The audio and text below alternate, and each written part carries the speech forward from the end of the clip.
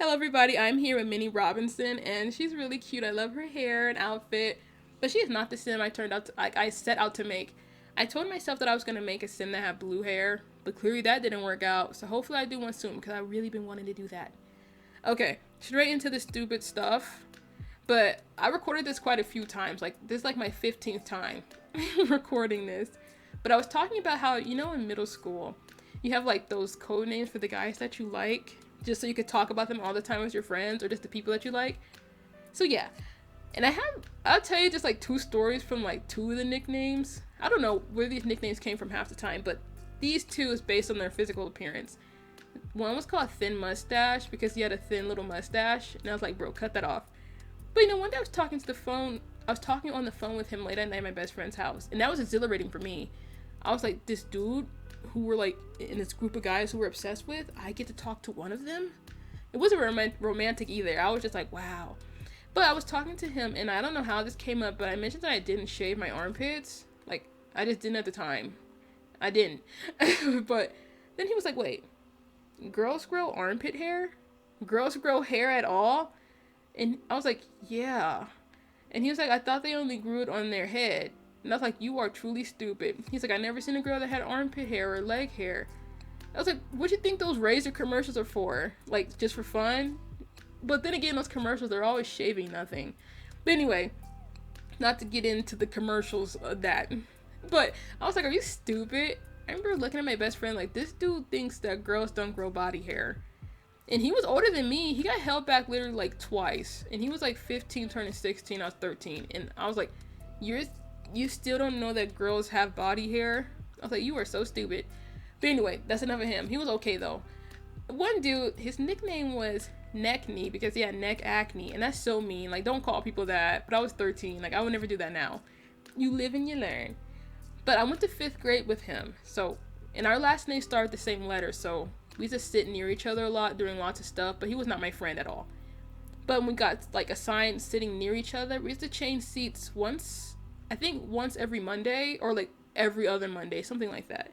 So I was like, I'm gonna appreciate this time because he's another dude who hung out with all the guys that we were obsessed with and would stalk all the time on Facebook.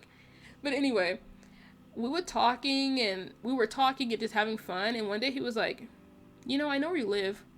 And I was like, no, you don't. What? And he's like, no, I really know where you live. And I was like, what? I've literally never even seen you even remotely near my house. How do you know where I live? And then he was like, in 5th grade, you used to walk home in front of me all the time. And then one day, I just decided to follow you home. And I was like, no, you're sick. You gotta be joking. And he's like, no, I prove it. And he got a piece of paper out of his binder and then drew me a map to my house from our elementary school. He was like, this is the school. This is the sidewalk. Or this is like the long road you used to walk down, and then this is the crosswalk, go out, and then he was like, this is the entrance to your neighborhood, and then here's your house. And I was like, no. And he really drew like a kind of a detailed map to my house from the elementary school, and I was like, you're crazy. And then he was like, yeah, I even watched you walk into your house. You had to wait for somebody to open the door for you. I was like, are you insane? I was like, you're crazy. And I was like, why did you do that? I was like, how did I not even see you? And he told me that he used to always duck behind, like, I said always, like he did it 40 times. But he said when I would turn around, he would duck behind a car. I was like, you sound even crazier now. I was like, you're sick. You're kind of sick in the head for that one right now. And you're telling me about it years later for what? Like, but that day was fun. I had some nice stories for the girls at lunch. And I didn't get to see my best friend until on the bus ride home. And I swear, I was like shaking and like foaming at the mouth, waiting for her so I could tell her about it. I was like, girl, guess what? Because it was exhilarating. I remember he told me, I was like scared because I was like, are you crazy? And he really gave me a map to my house. But I was like, wow, I'm worth being stalked. I'm worth being followed home. Like, that was literally me. I'm telling you, people out there, you're young and whatever, do not find that flattering. That is crazy. Like, what? That's not endearing. That's not sweet. That's not cute. That's crazy. But anyway, like I said, he told me that he ducked behind cars, and I thought, if he never told me this, I would never have even had any idea. And I'm like, am I that easy to kidnap? But then I remember, yes, I am. I've almost been kidnapped twice in my life. I'll tell you about the time that like I experienced by myself. Because the other one, my mom knows the story well, but I was young, so I don't really remember it.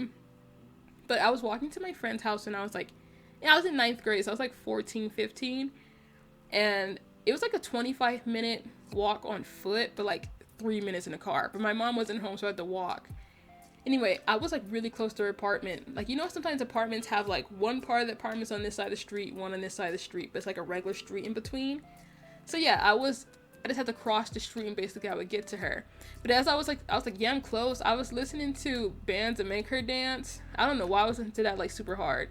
And remember that, and I think it's some Jason Derulo song. I was having fun walking. And a man pulls up next to me. And I'm like, what? And he asks me for directions. And I'm like, I don't know what you're talking about. I truly don't know what you're talking about. And I was telling the truth. I do not know streets. I don't know where anything's at. If it's not the street I currently live on, I'm sorry. I don't know what you're talking about, and I can't tell you anything about it. I'm sorry, I just can't. That's why I don't drive. I don't know directions.